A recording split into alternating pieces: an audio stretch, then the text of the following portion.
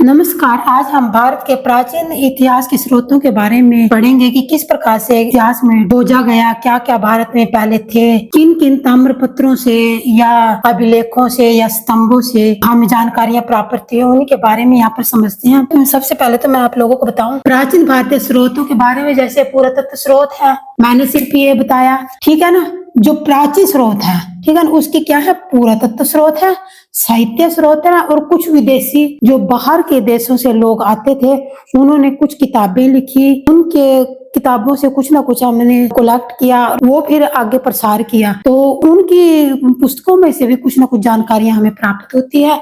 तो ये तीन है, पुरातत्व, साहित्यिक और विदेशी। अब इसको विदेशी यात्रियों के आगमन के विवरण को हम छोड़ देते हैं, पुरातत्व के बाद में करेंगे। तो साहित्य में क्या आता है, धार्मिक होता है और लौकिक होता है। कुछ तो धर्म पर आधारित होते हैं, कुछ लौकिक होते हैं, जो गांव शहरों में लौकिक गीत गाए जाते थे, उनके बारे में है जो लौकिक जो होते थे। आज समझते हैं कि अभिलेख क्या होते हैं। अभिलेख होते हैं कोई पत्थर, स्तंभ, तांबे के पत्थर या दीवार पर लिखी हुई कोई लिपि, या कोई पहले मुद्रा भी होती थी, उन पर भी कुछ ना कुछ लिख दिया जाता था।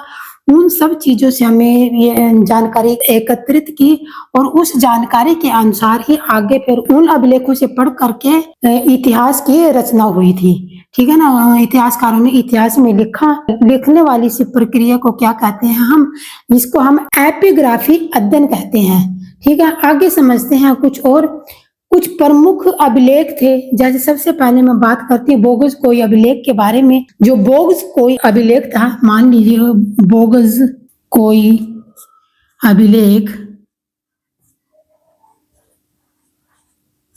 ये कहाँ पाया जाता था, मध्य एशिया में पाया जाता था। यह मध्य एशिया में पाया जाता था, ठीक है ना। बोगस कोई अभिलेख मध्य एशिया में पाया जाता था। यह सबसे पुराना अभिलेख है, और जो 14 से ईस्वी पूर्व मिला था इसमें क्या होता था, देवी देवताओं के नाम का विवरण इसमें किया गया था। जो बोगस कोई अभिलेख है, इसमें क्या होता था, वैदिक देवी देवताओं के नाम लिखे गए थे। वो वैदिक देवी देवता कौन से थे, इंद्र, वरुण, मित्र, नासत्य। ये विवरण बोगस कोई अभिलेख के माध्यम से हमें प्राप्त हुए थे, ठीक है। अब हम बात करते हैं हाथी गुफा अभिलेख के बारे में। किसके बारे में, अब हम हाथी गुफा अभिलेख, ठीक है ना। जो ये हाथी गुफा अभिलेख था, ठीक है, इसमें कलिंग राजा खारवेल के बारे में बताया गया, उसके प्रशासन काल में क्या होता था, उन सब के बारे में इसमें डिस्कस किया गया है। उसकी तिथियां क्या थी, उन सब के बारे में हाथी गुफा अभिलेख में जानकारियां एकत्रित करने को मिली। इसके बाद हम अशोक के अभिलेख के बारे में बात करते हैं। किसके बारे में, अशोक के अभिलेख के बारे में।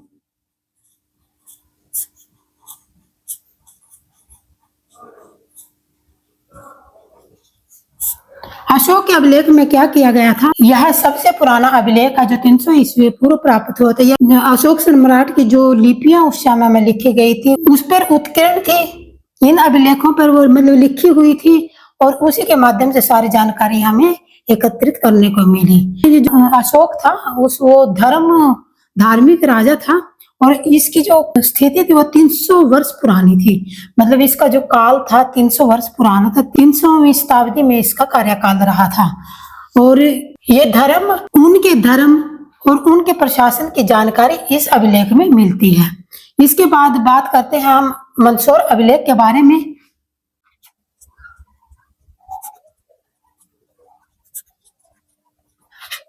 ठीक है ना। मंदसौर अभिलेख मालवा नरेश यशोवर्मन का यह अभिलेख था, और अभिलेख में रेशम के बुनकरों के बारे में बात कही गई है। इसके रेशम के बुनकरों के बारे में बात कही गई है। उनकी श्रेणियों द्वारा सूर्य मंदिर होते थे, उनकी जानकारी उसमें मिलती थी। इसके बाद हम बात करते हैं एरन अभिलेख की। किसकी, एरन अभिलेख की। हेलन अभिलेख में क्या हुआ था? हेलन अभिलेख में सती प्रथा के पहले साक्ष्य मिले थे और भानुगुप्त अभिलेख में इसकी जानकारी हमें उपलब्ध होती है। इसके बाद हम सोहगोरा अभिलेख की बात करते हैं।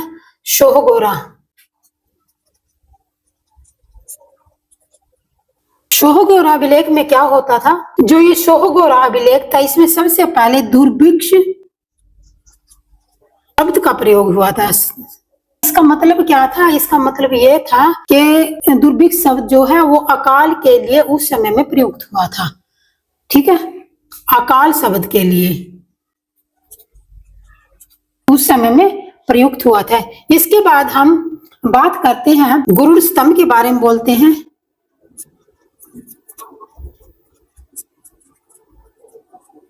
ठीक है ना, गरुड़ स्तंभ के बारे में बोलते हैं। बेस नगर विदिशा,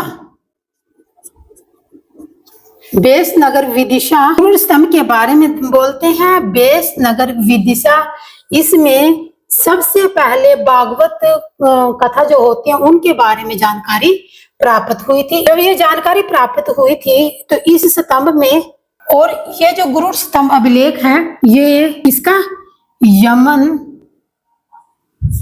राजदूत हेनली होडरस का अभिलेख है। ये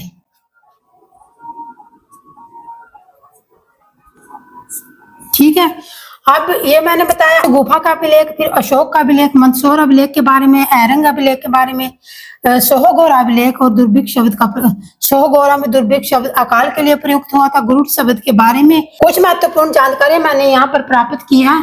इन अभिलेखों के बारे में कुछ अभिलेख यहाँ लिखे हैं, जैसे अभिलेख नासिक अभिलेख, ठीक है ना, इसमें गौतमी पुत्र सतकर्णी तथा 7 वाहनों के बारे में पता चला।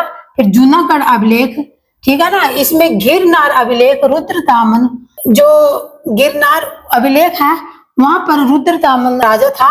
जो ये साक्ष्य मिले हैं उसमें सुदर्शन झील के बारे में जानकारी एकत्रित। अब हम प्रयाग स्तंभ अभिलेख के बारे में, प्रयाग स्तंभ अभिलेख जो था इसमें क्या हुआ था? समुद्रगुप्त, जो समुद्रगुप्त था उनकी दिग्विजय, मतलब उन्होंने किन किन देशों पर विजय प्राप्त की उनके बारे में पूरी जानकारी इस अभिलेख में थी। कौन से में? प्रयाग स्तंभ अभिलेख में। इसके बाद करते हैं हम ऐहोल अभिलेख की। ऐहोल अभिलेख में पुलकेशिन द्वितीय के बारे में पूरी जानकारी एकत्रित की गई, मतलब उसके प्रशासन काल में क्या होता था, राजनीतिक स्थिति कैसी थी, सामाजिक स्थिति कैसी थी, धार्मिक स्थिति कैसी थी, उन सब के बारे में इन अभिलेखों के माध्यम से हम जानकारी प्राप्त करते हैं। ग्वालियर अभिलेख में गुर्जर प्रतिहारों के इतिहास की जानकारी मिली हमें,